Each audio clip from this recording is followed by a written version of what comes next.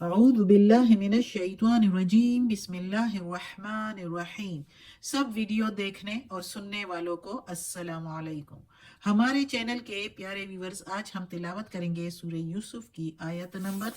46 اور 47۔ یہ ہے 47، یعنی کہ آیت نمبر 46 اینڈ 47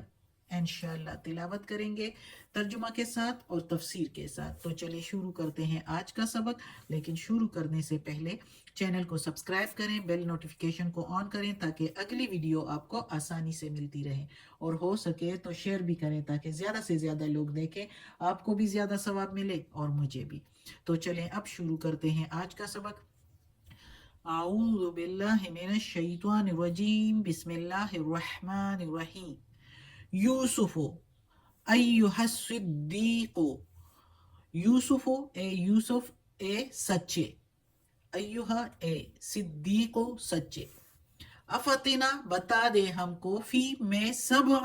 7 بقرات گائے، سمان موٹی، سمانی یأکلہن، یأکلہن سمان موٹی، یأکلہن کھاتی ہے ان کو، یعنی یأکلو کے میننگ کھانا، ہن ان گایوں کو، وہ گائے جو ہے ان کو، یعنی سبع 7، عجافن کے میننگ کمزور دبلی، عجاف و سبع سنبلات، 7 سنبلات خضر و اخرى یابسات، 7 دبلی اور 7 بالیں یا شاخیں ہری اور دوسری خشک۔ لعلی ارجع، لعلی تاکہ لوٹ جاؤں، الی الناس طرف لوگوں کے، لعلہم تاکہ ان کو، یعلمون وہ جان لے، تاکہ ان کو بتاؤں اور وہ جان لے۔ اب تفسیر میں بتاؤں گی، پھر پتہ چلے گا کہ لوٹ جاؤں طرف لوگوں کے تاکہ وہ جان لے، تو کیا جان لے انشاءاللہ ابھی بتاؤں گی۔ تو اس آیت میں چونکہ ہم یوسف علیہ السلام کا قصہ پڑھ رہے ہیں اللہ کے کلام میں، قرآن مجید میں، تو ابھی تک جو ہم پڑھ رہے ہیں آج کل، تو پچھلے سبق میں کہ بادشاہ نے، مصر کے بادشاہ نے خواب دیکھا، اور خواب کی تعبیر کوئی نہیں بتا رہا دربار میں کوئی بھی، بلکہ کچھ لوگوں نے کہا کہ یہ خیالی خواب ہے اور اس کی کوئی تعبیر نہیں، اس کی تعبیر کوئی بتا بھی نہیں سکتا۔ کافی نجومی کاہن وغیرہ بلائے لیکن کوئی خواب کی تعبیر نہیں بتا سکا۔ تو چونکہ وہ جو بادشاہ کا شراب پلانے والا، نچوڑنے والا تھا، وہ قید سے ہو کر آیا تھا، اور وہ یوسف علیہ السلام کے ساتھ قید میں تھا، اور اس نے خواب دیکھا تھا، اور ایک نان بائی بھی اس کے ساتھ، 2 جوان جو تھے قید میں، تو انہوں نے جو خواب دیکھے تھے اور اس کی تعبیر جو یوسف علیہ السلام نے قید میں ان کو دی تھی، تو وہ ہو بہو ٹھیک اسی طرح نکلی جیسے یوسف علیہ السلام نے بتایا تھا۔ تو اس میں جو ہے نان بھائی کو جو ہے پھانسی کی سزا مل گئی تھی، سزائے موت مل گئی تھی، اور جو شراب نہ چھوڑنے والا تھا وہ جو ہے وہ اس کو نجات ملی تھی، وہ جو ہے پھر سے وہی اپنا کام دربار میں کرتا تھا۔ تو اس کو جب پتا چلا کہ بادشاہ نے خواب دیکھا ہے اور خواب کی تعبیر کوئی نہیں بتا سکتا، تو وہ بادشاہ کے پاس آیا دربار میں، اور ان سے اجازت لینی چاہی کہ مجھے قید خانے میں بھیج دو، ادھر ایک نیک اور بزرگ بندہ ہے، تو وہ خواب کی تعبیر بالکل صحیح بتاتا ہے، ہمیں بھی بتائی تھی، اور ہماری وہی تعبیر نکلی جو اس نے بتائی تھی، تو مجھے قید خانے میں جانے دو، اجازت دے دو۔ تو وہ قید خانے میں اس کو اجازت دے دی گئی، تو وہ قید خانے میں آیا، اور تو یوسف علیہ السلام کو کیسے مخاطب کرتا ہے، ادھر سے آج کا سبق شروع ہوتا ہے کہ وہ قید خانے میں جاتا ہے تو یوسف علیہ السلام کو کہتا ہے کہ اے یوسف اے سچے، یعنی کہ جو تم خواب کی تعبیر بتاتے ہو تو وہ بالکل ہو بہو اسی طرح سچی ہوتی ہے، خواب کی تعبیر جیسے تم بتاتے ہو، اس کا مطلب ہے تم سرافہ سچے ہو، اے یوسف اے سچے،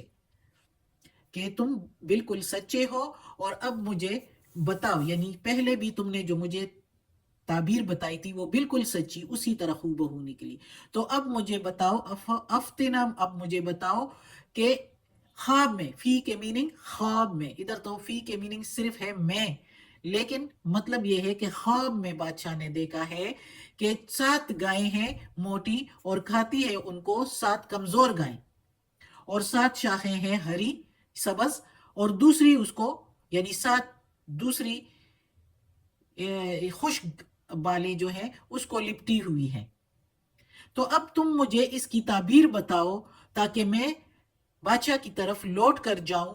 طرف درباریوں کے بھی یعنی لوگوں الناسی لوگوں کی طرف لوٹ کر جاؤں۔ تو لوگوں میں کیا ہے؟ بادشاہ بھی ہے اور درباری بھی ہے۔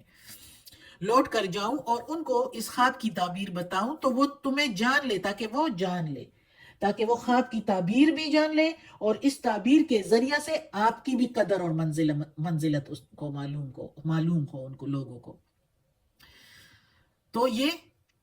وہ جو شراب نچوڑنے والا جو ساقی تھا وہ آیا، اس نے خواب بتائی یوسف علیہ السلام کو، اور یوسف علیہ السلام سے خواب کی تعبیر مانگی،